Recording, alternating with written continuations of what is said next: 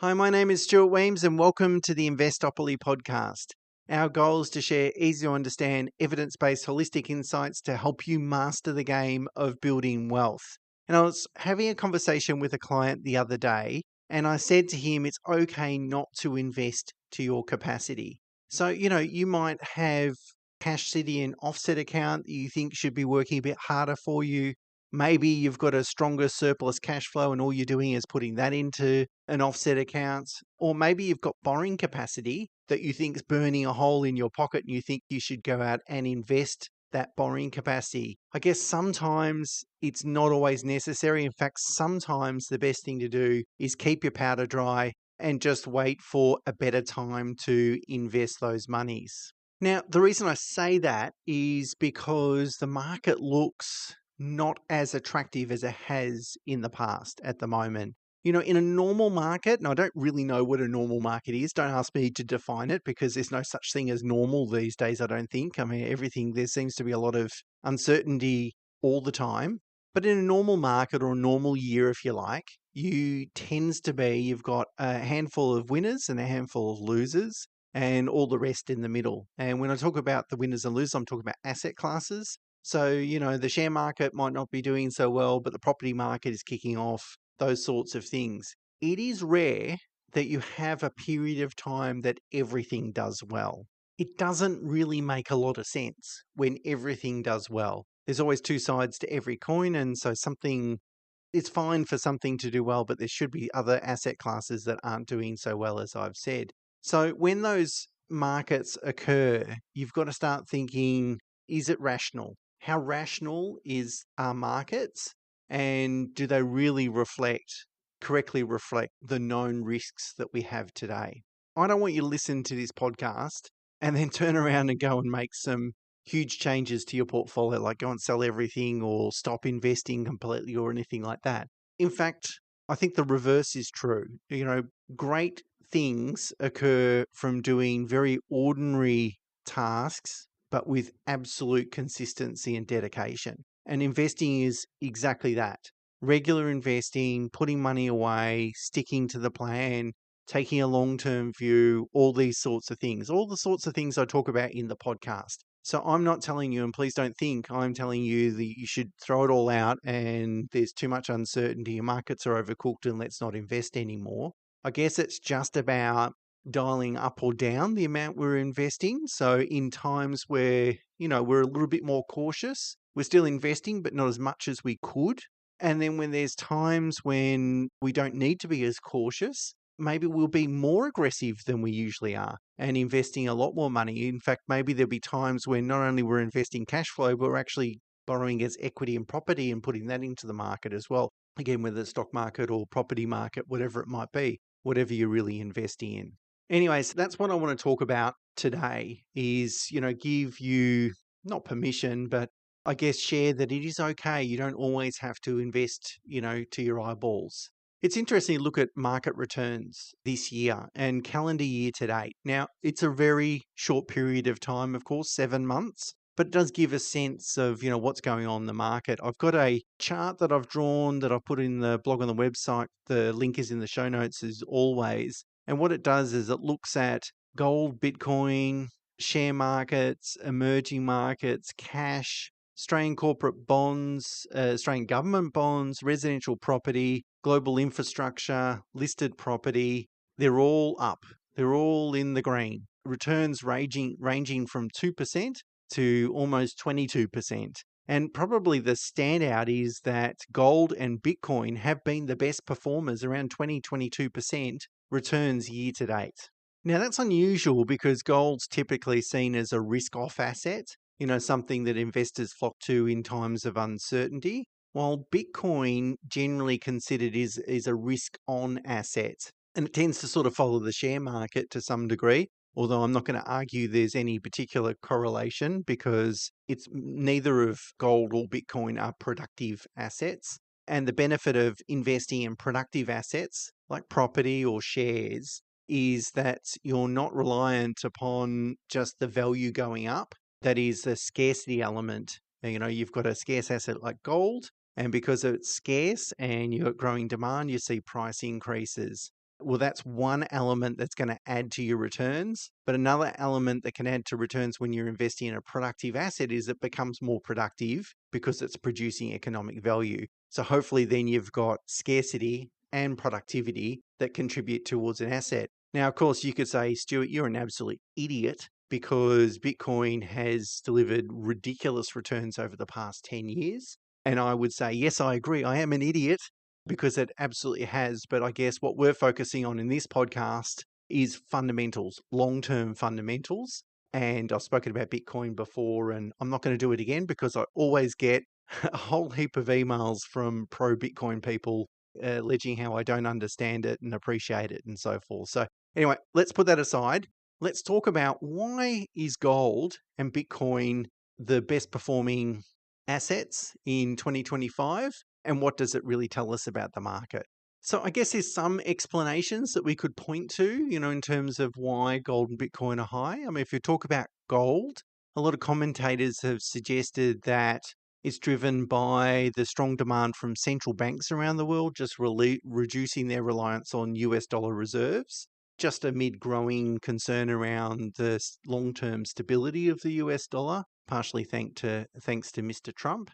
And when we look to Bitcoin, again, we can probably thank Mr. Trump for that as well. I mean, he's been pretty vocal with his support of crypto and has introduced crypto legislation that removes any sort of uncertainty around which organization has oversight over digital assets.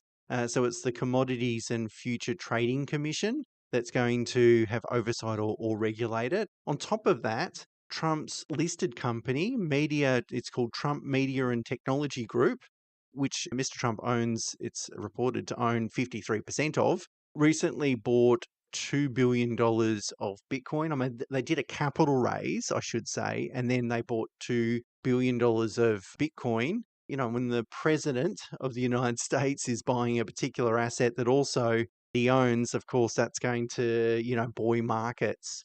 Of course, we can have a conversation about whether that's market manipulation or whatever it is, but let's put it aside. So I guess we can kind of see what's creating the demand, but we still have to acknowledge that, gold and Bitcoin being the best performing assets, producing 20% returns, is telling us something about the market, and I think we should be listening to that market. Now, the other thing I want to talk about is our ETFs and the growing popularity of ETFs, because, that could be contributing to both gold and Bitcoin as well. Compared to, say, probably 10 years, only 10 years ago, to go and buy crypto or gold is going to be not a particularly easy thing to do, not a particularly cheap thing to do, whereas I can do it in a couple of clicks of a button today.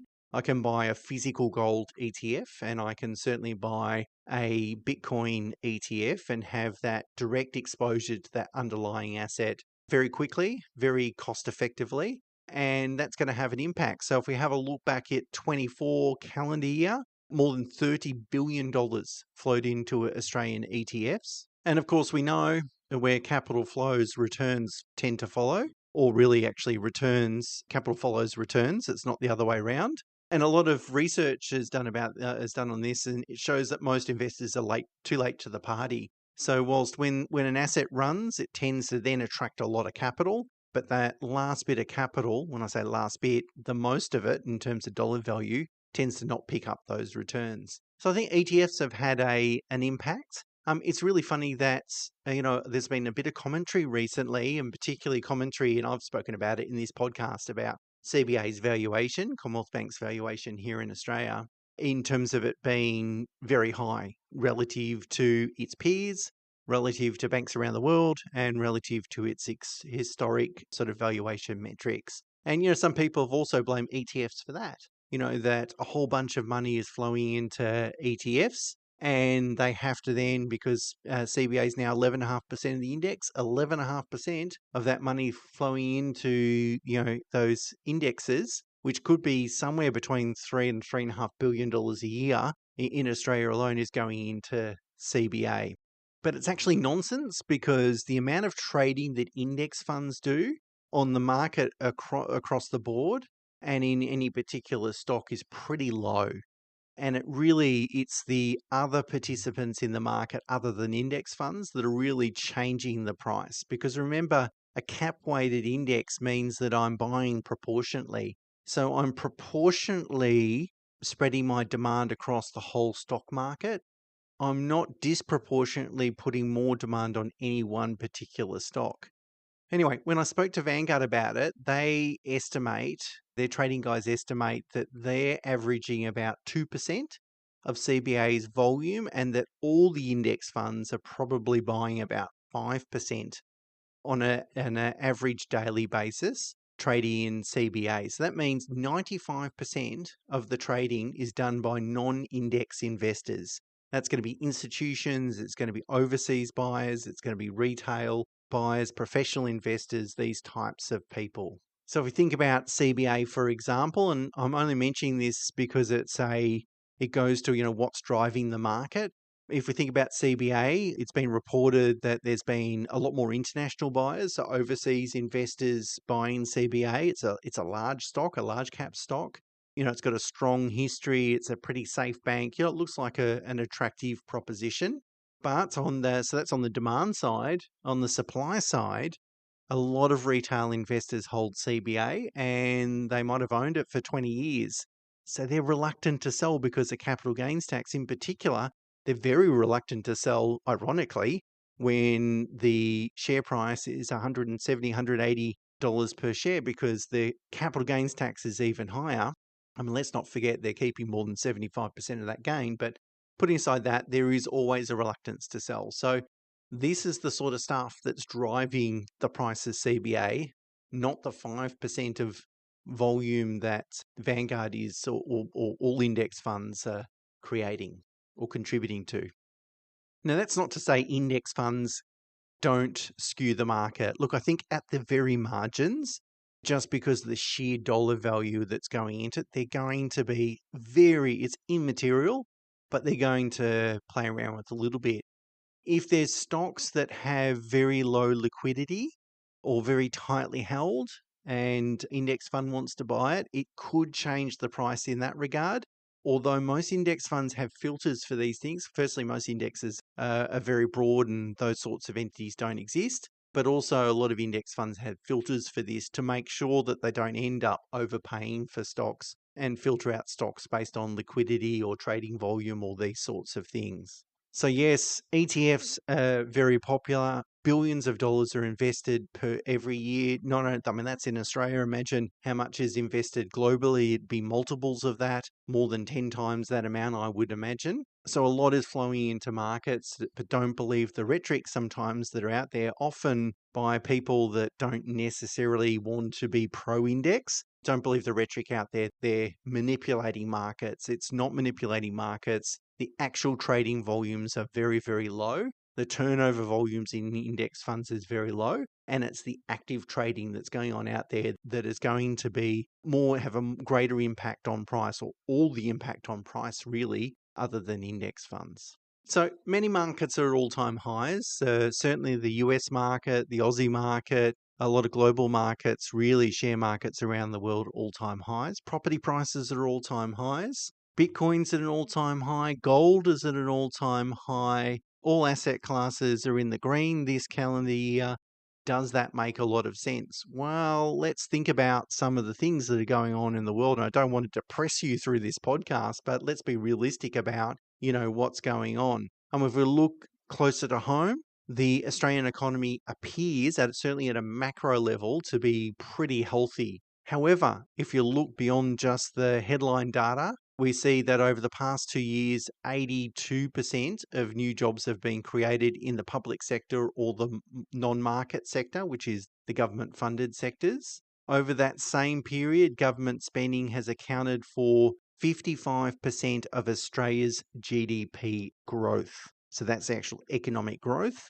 And government expenditure is now approaching almost 40% of GDP, which is pretty unusual for a developed economy. So like I said, whilst the employment market's doing okay, GDP growth is okay, at a macro level, you go, well, the Aussie market's doing okay, the Aussie economy is doing okay. We can see it's really driven mostly by the public sector. And I'd love to see that data pull out, the public sector spending or remove it or normalize it, I probably should say, not remove it completely. How is the private sector doing? I think if you to walk around town, not all businesses are really humming at the moment. And then if you go further afield, we've spoken about President Trump already, but, he's created pretty significant political and business uncertainty in 25 so far. His aggressive stances on trade and tariffs, pressure on nations to lift their defence spending, which is, strained some his otherwise historically strong relationships with NATO and the EU, increased China tensions, renewed focus on fossil fuels, away from green energy, withdrawal from the Paris Agreement, all these sorts of things. This is just the last 7 months. He's been pretty busy, but certainly contributing to uncertainty, and markets don't really like uncertainty usually, although at the moment they're all-time highs, so this is an interesting situation. Also, the US government debt is, people talk about this particularly with regard to the longevity of the US dollar being sort of the benchmark currency.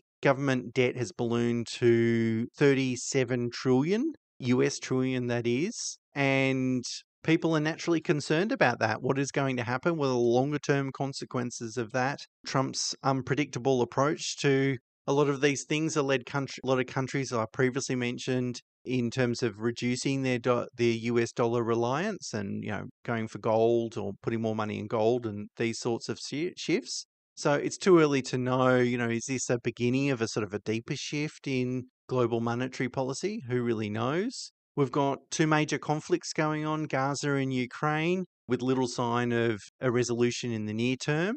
And then when you look at the US market, it looks pretty stretched on valuation multiples. The S&P 500 forward PE ratio is about 23 times. The long-term average people would consider reasonable is probably somewhere between 16 and 20 times in that range, somewhere in that range, well above that what would be considered safe or normal. It's not to say every company in the US is overvalued, of course. It's really that lofty sort of tech sector, if you like. And again, not all technology companies. But as an index overall, it looks pretty fully priced. And the CAPE ratio, which I've talked about a little bit in this podcast previously, was a cyclically adjusted PE ratio, which sort of smooths out earnings and just tries to isolate the valuation multiple impact. It's almost at all-time high. In fact, it's the second highest level since the dot-com bubble. So certainly looks fully valued. So again, you have all these things are going on, but is it really reflected in the market at the moment? And this is what I'm sort of talking about. Again, I don't want to put fear into you and say you should stop investing, but we need to take into account these factors. I think there's really two things that we can probably do to accommodate this, or two things we should certainly consider doing as investors to accommodate this. Keep your powder dry is the first one. So keeping something in reserve, whether it's borrowing capacity, surplus cash flow, or cash savings. Don't feel like you need to rush out tomorrow and invest it all. There's that saying that Warren Buffett talks about being fearful when others are greedy and the reverse. Well, I think at the moment in 2025, all asset classes are doing pretty well.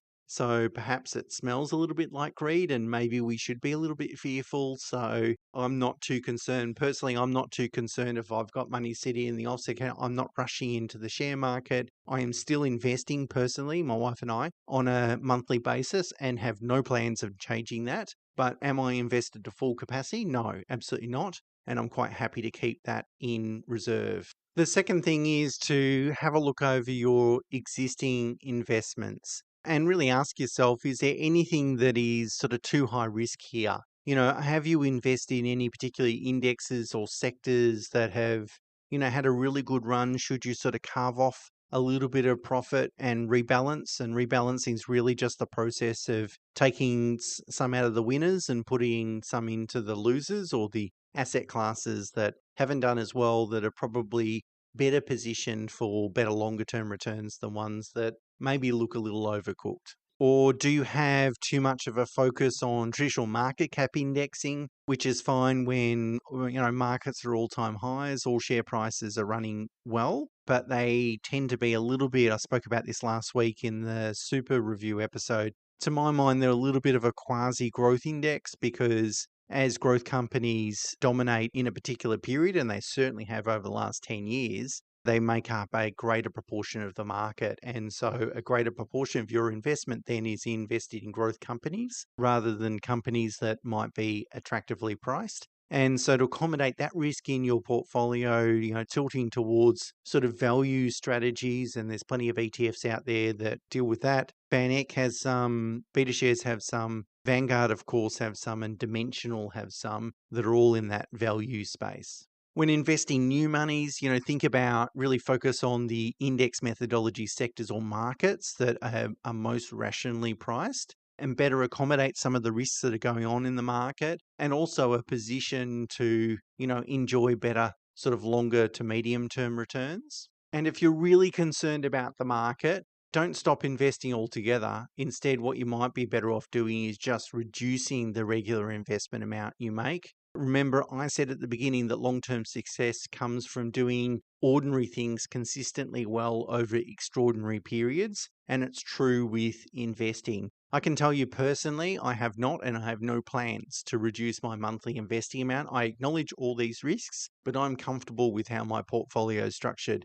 I'm comfortable with the existing investments, and they accommodate some of these risks as much as you can possibly can that I've just spoken about in today's podcast. And where I'm investing new monies, and along with my clients, we use exactly the same approach. Of course, I put my money where my mouth is. Where we're investing new monies, we're confident that that's certainly going to position portfolios for really good returns over the next 5 to 10 years. And that's all we can really do. We've got to ride it out. The other thing too is, I read this blog this morning, and it made reference to really, really smart comment. Everyone can predict negative events. And to some extent, we're hardwired to do so. As humans, it's a natural survival instinct. But when it comes to investing, the key thing is to predict when that negative event will happen. Because I can predict a negative event, adjust my portfolio accordingly, like go to cash. But if I'm 5 or 10 years too early to predicting that event, sure, I'm right eventually, but the timing is off.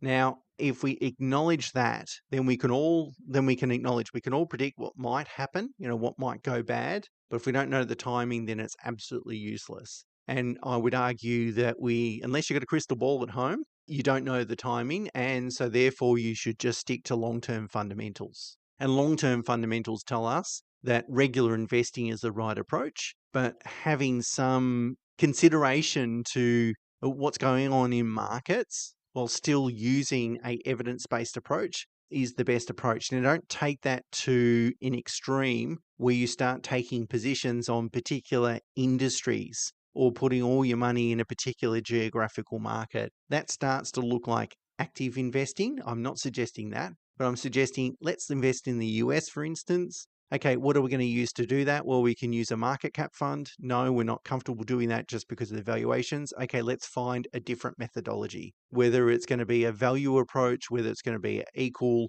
weight approach. Let's use a different approach, still get access to that market, but in a different way that we think is going to perform better for us over the next period of time, but also reduce our portfolio's risk.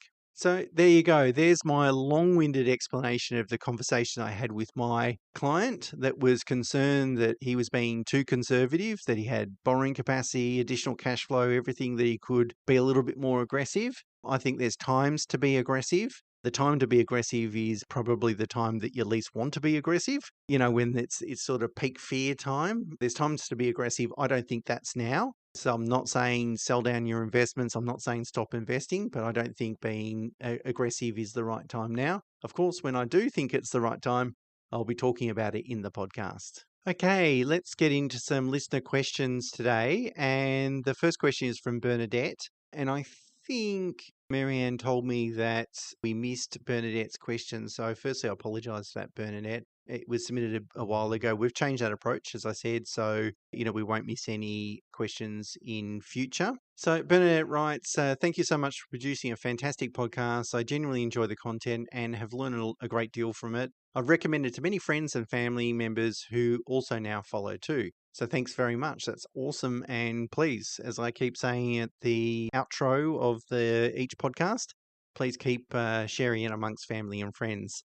Bernadette writes, I'm a 51-year-old woman, single, living in southeastern Sydney. I've recently started focusing more seriously on my retirement. I really appreciate your thoughts about whether I'm on track and if there's any opportunities to fine-tune my strategy. I'll just summarise. Home is worth $1.9 million with an interest-only mortgage of $570,000 fully offset.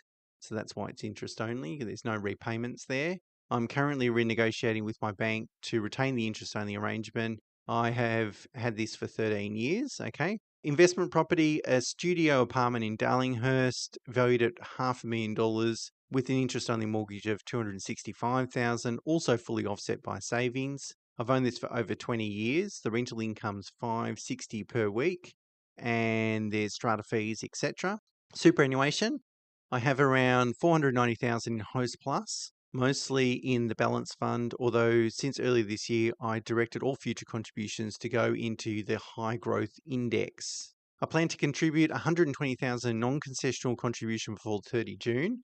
Obviously, Bernadette wrote her question before 30 June. In the new financial year, I intend to contribute $360,000 using the bring forward rule. After the 3-year waiting period, I aim to do another $250,000. I also intend to maximise concessional contributions till at least age 55. Based on my current plan and strategy, I estimate my super balance could grow to around $1.8 to $2 million by age 60. Could you please confirm if this projection is realistic given my asset mix and investment approach? Well, Bernadette, the 120 contribution took your total balance to 590, plus then you're going to do 360. That'll take it to almost just under $1 million, plus another 30 grand of contributions this year. So let's call it $1 million. And you're projecting to double that over the next 10 years. That seems, as well as make additional contributions, that seems like a realistic number in terms of projections. I currently hold around $750 in savings. These funds will be used to make the super contributions mentioned above. Income, I currently earn $200,000 and plan to maintain this level until 55. After that, I'd like to transition to part-time work, earning about $30,000 a year. Her retirement intentions, plan to sell the investment property after 60, take advantage of CGT exemption. I estimate it could be worth by around about 600 by then. I'm considering whether a wrap super fund offering better tax efficiencies leading up to retirement would be worthwhile. I'm also exploring the idea of setting up a self-managed super fund to potentially purchase a downsizer property to move into at age 60 with the aim of minimizing tax and CGT outcomes. I think the best option for me is Hostplus ChoicePlus, which is similar to Australian Super's Members Direct, which I spoke about last week. Simple portfolio of FAS and VGS, and then some gold, and a couple of other ETFs she mentions. She goes on to say it doesn't have dependents, but would like to be in a position to support some family members. Has 2 brothers and a father over the next decade. Okay, so what do I think, Bernadette? Well, I like to talk anyone out of managing their own super portfolio, particularly if it's a critical asset in retirement. So Bernadette said that, as I said, I went through the numbers broadly after the non-concessional contribution last financial year and now this financial year. With some contributions, she's getting $900 to $1 million inside super. Hopefully that doubles to $2 million over the next 10 years, but the critical element there is returns. We can get too excited sometimes. I know I just did a podcast on this, so I'm contradicting myself, but we can get a little bit too excited sometimes about taxation efficiency and fees and these sorts of things. At the end of the day, taxation efficiency is worth nothing if there's no returns.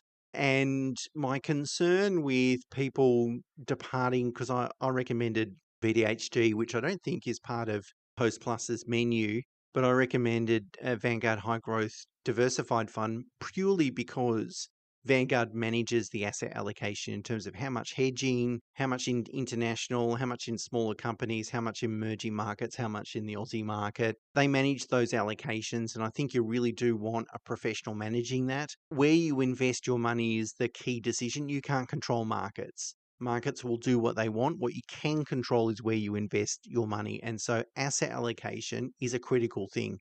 What we do for our clients, a lot of the value, and there's a lot we do a lot of things, of course, But a lot of the value when it comes to investing is asset allocation decisions, because if we get that right, we pick up the returns. If we don't get it right, we'll miss out on returns. And so it's a critical element. So I would like to try and convince everyone listening to this podcast to avoid constructing their own portfolio unless they feel like they have really good knowledge and experience in doing so. But if all you've been doing is looking after your own money, I think you probably fail on the experience front. Now, the second concern is what Bernadette's talked about, and I spoke about this last week, is it's all traditional market cap indexing. And in context with today's episode, I think it gives you a really good context why that might concern me as an investor.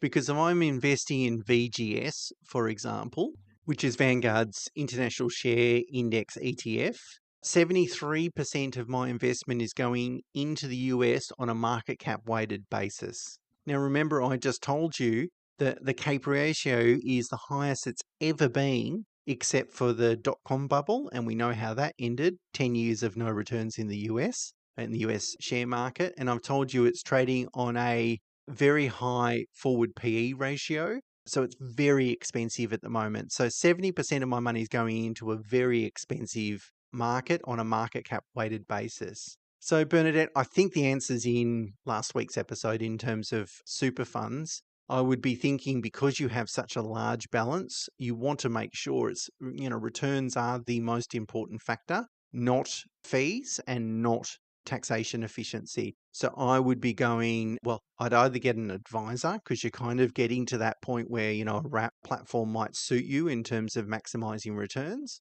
If you don't want to do that, get your head around that, then I would probably go to UniSuper, as I said last week. But I think Hostplus, either index growth, index balance, any of those premix options, I'd probably avoid. Hostplus, ChoicePlus, I'd avoid also because it's really reliant upon your expertise to get that asset allocation right. And we're dealing with a substantial amount of money. We're dealing with potential returns of $1 million over the next 10 years. I think you want to take some steps to protect that potential outcome. Okay, I only get one question in today, but thanks so much for Campbell doing yesterday's Q&A session. And next week, I'm going to talk about tax reform. Okay, until then, bye for now. Just a few things before we wrap up, if I may. Of course, you can send me questions at investopoly.com.au. But for a quicker response, feel free to add a comment on the episode's video over on YouTube. We have an Investopoly YouTube channel, and the link is in the show notes. I'm incredibly grateful for the 4.9 star rating on Apple with over 400 reviews. Thank you so much. If you can leave a review or rating, I'd love it, because I'd love to get over 1,000 reviews. That's kind of my target. Keep checking the show notes for free downloads, and I include book discounts there as well. And of course, if you're interested in working with my team and I've included a web link where you can find out a little bit more about what we do and get in touch with us. And of course, until next time, bye for now.